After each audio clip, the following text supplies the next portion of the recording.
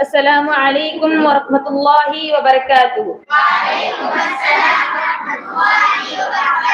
الحمد للہ رب العالمین، الصلاۃ والسلام علی رسولہ الکریم، اما بعد۔ آج اس انجمن میں میری تقریر کا عنوان ہے دوسروں کی تکلیف کا باعث نہ بنو۔ اللہ تعالی نے ارشاد فرمایا والذین یؤذون المؤمنین والمؤمنات بغیر ما اکتسبوا فقد احتملوا بہتانا واثما مبینا۔ اللہ تعالی نے اس آیت میں اہل علم سے مخاطب ہو کر بیان فرمایا ہے کہ جو لوگ مومن مردوں اور مومن عورتوں کو ناحق ستاتے ہیں، ناحق تکلیف دیتے ہیں، یہ ایسے لوگ ہیں جو گناہوں کا بوجھ اٹھاتے ہیں۔ اس آیت میں بتایا گیا ہے کہ اہل ایمان کو ستانا، کہ اہل ایمان کو تکلیف دینا یہ کبیرہ گناہ ہے۔ دوسروں کو ستانا، دوسروں کو تکلیف دینا، دوسروں کو ستا کر خوش ہونا، دوسروں کو تکلیف دے کر خوش ہونا، یہ علامت نفاق ہے۔ منافق ہے وہ شخص جو دوسروں کو تکلیف دیتا ہے۔ ایک مسلمان کی پہچان کیا ہے؟ اچھا مسلمان، سچا مسلمان کون ہے؟ حدیث میں آتا ہے کہ نبی کریم صلی اللہ علیہ وسلم نے فرمایا المسلم من سلم المسلمون من لسانہ ویدہ۔ ایک مسلمان کی پہچان یہ ہے کہ اس کے ہاتھ اور زبان سے دوسرا مسلمان محفوظ ہو۔ یہ مسلمان کی بنیادی پہچان ہے۔ ہر مسلمان پر دوسرے مسلمان کی جان حرام ہے، ہر مسلمان پر دوسرے مسلمان کا مال حرام ہے، ہر مسلمان پر دوسرے مسلمان کی عزت و آبرو حرام ہے۔ نبی کریم صلی اللہ علیہ وسلم نے فرمایا اذا کنتم ثلاثہ فلا يتناجى اثنان، جب تم تین ہو تو تیسرے کو چھوڑ کر آپس میں دو سرگوشی نہ کرو، چاہے تم بھلی ہی بات کیوں نہ کرو، لیکن تمہاری اس سرگوشی کی وجہ سے تیسرے کو تکلیف ہوتی ہے۔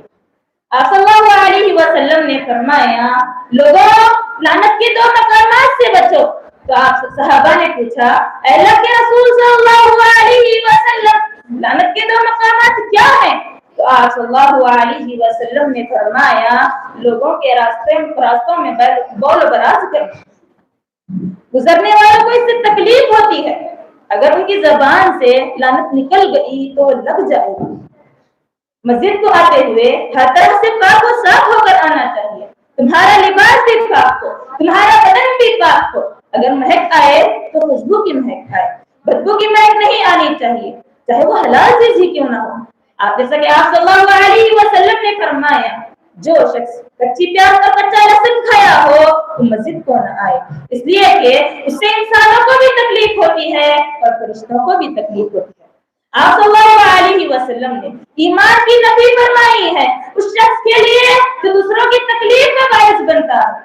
آپ صلی اللہ علیہ وسلم نے ایسے شخص کے مومن ہونے کا انکار کیا ہے اور کہا کہ مومن مت ہو ایسے شخص کو جو دوسروں کی تکلیف کا باعث بنتا ہے۔ اگر زندگی میں دوسروں کو تکلیف دینے والا کردار میں رکھوں گی، اگر زندگی میں دوسروں کو تکلیف دینے والا کردار آپ رکھو گی تو ہماری عبادتیں، ہماری نمازیں، ہمارے روزے، ہمارے صدقہ و خیرات یہ ہمیں جنت میں لے جانے سے نہیں بتا سکتے۔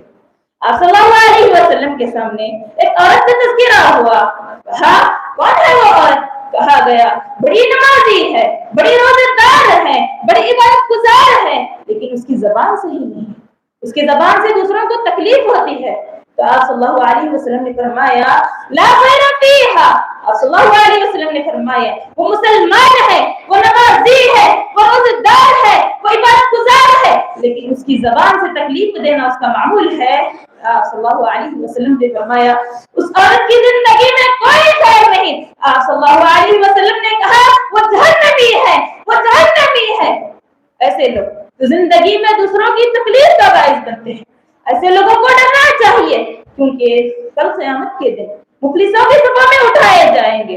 کہا کون مفلس؟ تو آپ صلی اللہ علیہ وسلم نے فرمایا ان کی نیکیوں کو لے کر مظلوموں کو دیا جائے گا، اگر پھر بھی حقوق ختم نہیں ہوئے تو ان مظلوموں کے گناہوں کو لے کر ان کو دیا جائے گا۔ ایسے شخص کا زندگی بھر عبادتیں کرنا ضائع ہو گیا، نمازیں میں پڑھوں اور کل قیامت کے دن ثواب کسی اور کو ملے، صدقہ و خیرات میں کروں اور کل قیامت کے دن ثواب کسی اور کو ملے، روزے میں رکھوں اور کل قیامت کے دن ثواب کسی اور کو ملے، حج میں کروں اور کل قیامت کے دن ثواب کسی اور کو ملے۔ میرے گناہوں کی وجہ سے، میری تکلیف کی وجہ سے، میری بدزبانی کی وجہ سے، اسی لیے دوسروں کو تکلیف نہیں دینا چاہیے۔ ایک مسلمان کی پہچان یہ ہے کہ اس کی ذات رحمت ہوتی ہے، اس سے ملنے والا اپنے آپ کو خوش نصیب سمجھتا ہے۔ یہ اسلامی اخلاق ہے، دوسروں کو تکلیف نہیں دینا چاہیے۔ ایک وہ مسلمان جو سب کے ساتھ ملتا ہے اور ان سے آنے والی تکلیف کو برداشت کرتا ہے اور صبر کرتا ہے تو حقیقی مسلمان ہے۔ اصل میں اللہ تعالیٰ سے دعا ہے کہ اللہ تعالیٰ ہم تمام کو دوسروں کو تکلیف دینے سے بچائے، آمین۔ السلام علیکم ورحمۃ اللہ وبرکاتہ۔